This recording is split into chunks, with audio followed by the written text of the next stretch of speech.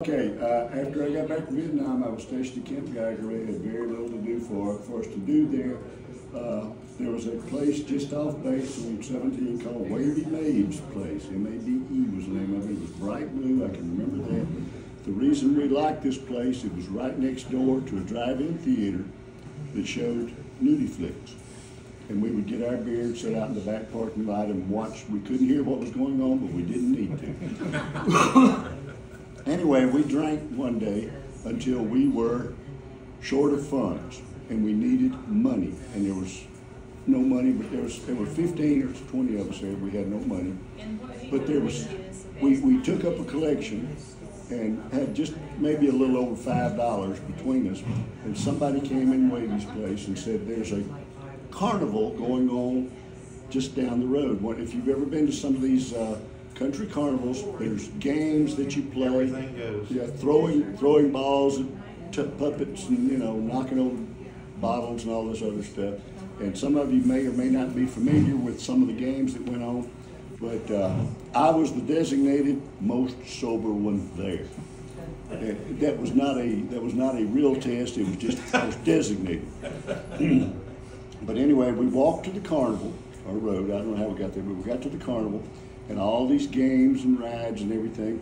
And there was one carnival, what do you call it, barker, set up there with a game. And if any of you have ever been to these, you may be familiar with it. It's called a little football game where you roll marbles on this board.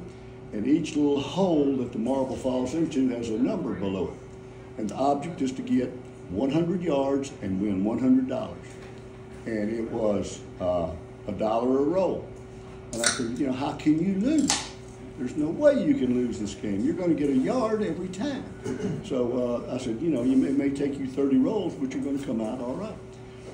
So, but I was the designated one. They gave me the $5. I gave him $1. And I rolled the things. And he says 15, 20, 18, 30. And I'm sitting here going, well, how is he counting them? But the thing of it is each hole has a line of numbers below it. And he counted either the number on the bottom or the number on the top to get the number he wanted, is what it was. But we were too naive to know this. We were very trusting people.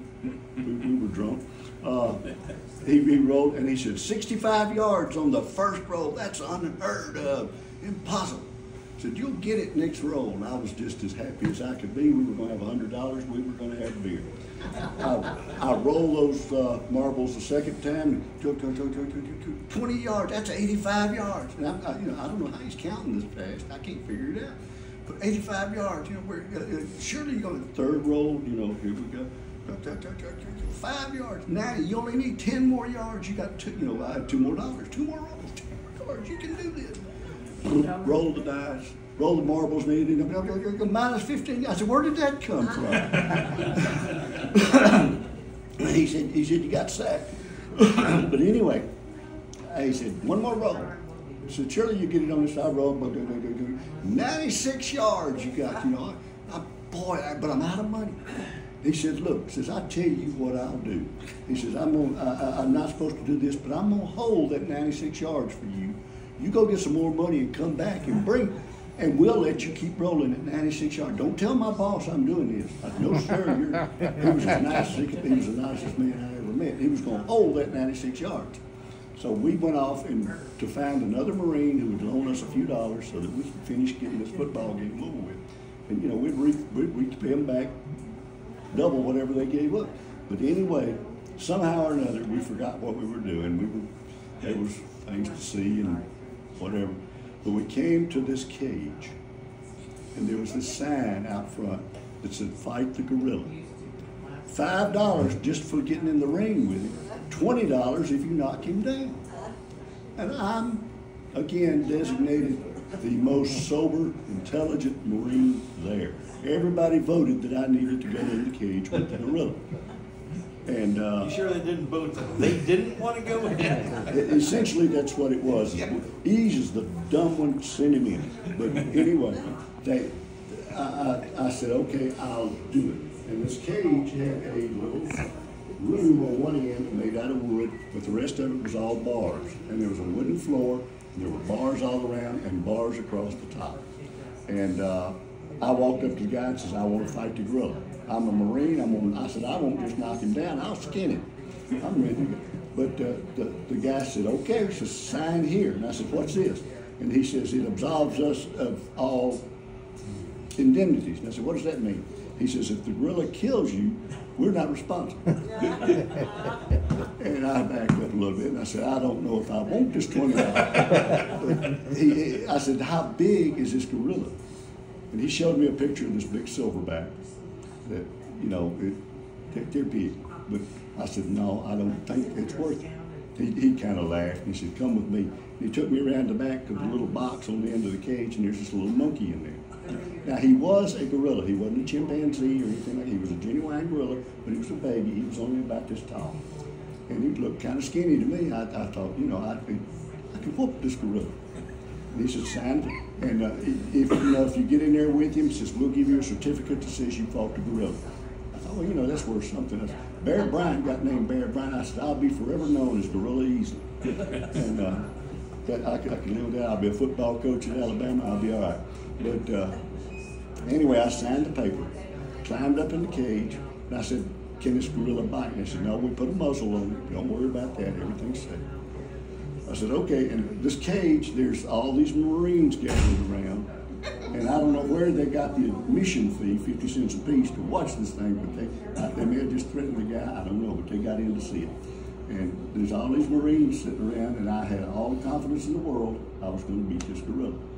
So I'm sitting here waiting. I said, open the door. They opened the door, and this little monkey hops out. I looked at the guy and said, that's a piece of cake. And I turned back around, and this little monkey took 2 steps and did like that, and come up on the chin. I said, we fixed to have a fight. There's something wrong. But anyway, I went after the gorilla. I was swinging. I was doing all I could to keep this monkey off my back. The monkey jumped up, and he got on my shoulders facing backwards. I had on a pullover shirt, blue jeans, and Indian moccasins.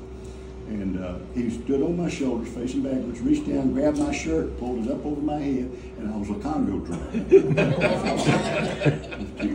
And I was trying to find my way around. Finally, I managed to get him off, put his shirt back down, and I told him there was a lady that was in the cage with us. She was the manager for the gorilla. And I said, we've had enough. I said, the monkey hollered, uncle, the monkey's uncle counts. We're getting out of here. And she said, I can't get him to behave. I said, this is not good. But anyway, the monkey backed up, and I was ready for him the second time. I had sobered up considerably. But the monkey come up, and he grabbed my jeans on the cuff and gave me a jerk, and I went down on my back, and he ripped my jeans all the way up the side. You could see my DVDs anywhere. But anyway, I wasn't that embarrassed. I was scared to death. But then he backed up, and I jumped up, and the monkey grabbed my Indian box. And he was just trying to pull me down again. I kept telling the lady, I said, get him off of me. And the lady said, let him have your shoe, and we can get him off. And I said, ma'am, I said, that's a genuine Indian moccasin that I bought in Honolulu. Honolulu Indians. I said, I'm not giving him my shoe. And after he kept going around, he grabbed my foot and go around and around and around. And finally, she managed to get him off of me. And she pulled him over the side. She said, run for the door. Now, I didn't know where the door. Now, the second thing is, before I could get to the door, which I didn't know where it was all looked like cage to me, and I was drunk as a skunk. The monkey got loose, and he jumped up and grabbed the bar on top, and he was holding the bar with one hand and beating the hell out of me with 3. I mean, he had me at a disadvantage. He had 2 more hands now. But them little feet will curl up. He was just kicking like, and he was a lot stronger than his size. But anyway, she got a hold of him there around the waist and pulled him down and said, get to the door. I said, where's the damn door? And she kind of pointed like that, and I got out the door, and I was so glad to get out. We left without me getting my certificate. And I did get my $5. We went back to Wavy's, and I told Wavy what had happened, and I said, we didn't get enough for it. She said, you tell the story, and I'll supply the beer for you, and everybody else can buy their own beer. So she kept feeding me beer, and I told that story 15 times that night, and Wavy got rich. That's the gorilla story. Now, here's the thing. Dave Ecker found the people that owned that monkey. Okay, that went around to the farm, and there was also a TV show about this. It was on Strange Innovations, right? Inheritance. And it's Strange Inheritance, because the granddaughter inherited all those monkeys. So They were gorillas. anyway, he went out there and he was trying to get a picture. I'm sorry, David wanted me to show him this picture while he was telling the gorilla story. Don't show the picture yet. Poor little monkey. But anyway, go ahead. This is all being recorded for posterity, you know. Okay. So David, anyway, got a picture of the monkey, and but it wasn't a good one. And when he sent it to me to give to you, it was all broken. So I went out there and I got that. So that is yours from everyone. What's it say? That is the monkey. Show it over here. Well, Weasley.